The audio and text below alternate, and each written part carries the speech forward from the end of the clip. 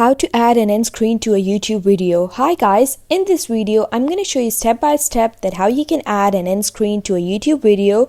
So let's dive in.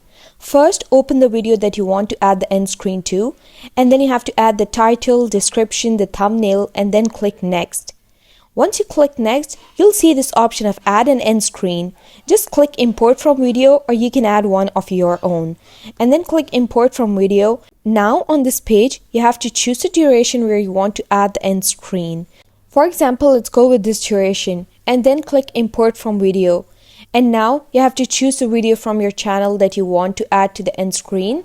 For example, this video, and you can see this video does not have an end screen to import. So make sure the video that you want to add to the end screen has an end screen to import, and then you can just add it. And that's the process that you can follow to do so. I hope you found the process easy and liked my video. And if you did, please don't forget to like and subscribe my channel. Thank you very much. See you again.